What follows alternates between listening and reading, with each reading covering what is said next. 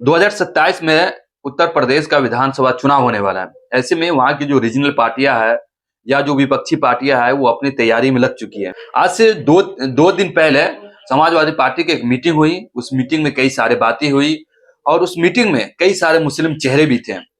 उस मीटिंग में एमआईएम को लेकर कुछ बातें भी हुई और एमआईएम को लेकर उसका जिक्र हुआ। एमआईएम को लेकर क्या बातें हुई वो आज की इस वीडियो में हम बताएंगे। लेकिन उससे पहले मैं आपको बता दूं कि इस मीटिंग में जो भी बातें हुई वो बाहर तो नहीं आ सकी, लेकिन एमआईएम का जो जिक्र हुआ वो मीडिया में वो बातें जरूर आई।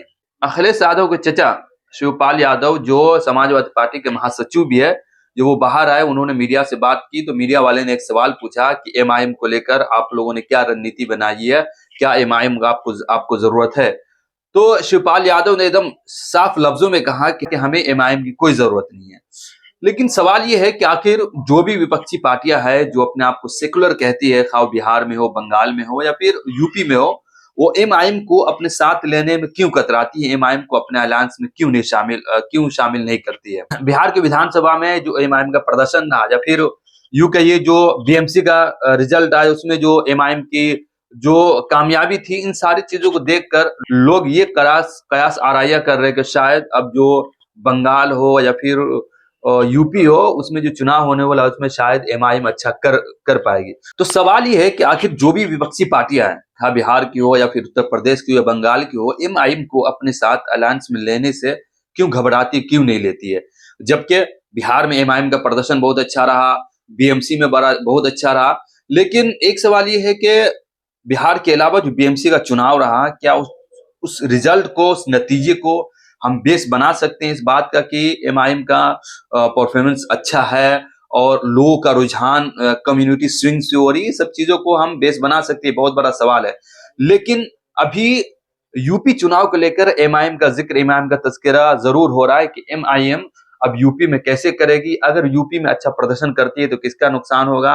फिर वहीं ये भी सवाल हो रहा है कि क्या एमआईएम को महागठबंधन साथ में लेगी या नहीं लेगी, अगर नहीं लेगी तो एमआईएम कितना नुकसान करेगी, ये बहुत बड़ा सवाल है। लेकिन एक सवाल ये भी हो रहा है लोगों के मन में कि आखिर एमआईएम का इतना क्रेज क्यों बढ़ रहा है, लोगों के अंदर इतना रुझान क्यों आ रहा है। इस बारे में कई सारे पॉलिटिकल एनालिसिस का ऐसा मानना है कि विपक्षी पार्टियां हैं जहां मुसलमानों की मुद्दों को आवाज उठानी चाहिए वहां वो खामोश हो जाती है। बहुत सारे ऐसे मुद्दे हैं और इसी खला को एमआईएम पूर्ण करती है, उसी खला को, उसी कमियां को एमआईएम दूर करती है, जिसकी वजह से मुसलमानों का रुझान बढ़ता जा रहा है और मुसलमानों के अंदर एमआईएम की जो दिलचस्पी है वो दिलचस्पी बढ़ती जा रही है। उसी बात को लेकर ये भी कयास आराया की जा रही है कि अगर उत्तर प्रदेश हो या फिर बंगाल हो, अगर एमआईएम को जो विपक्षी पार्टियां वो अपने साथ नहीं लेगी तो शायद बिहार से ज्यादा विपक्षी पार्टियां का नुकसान होगा।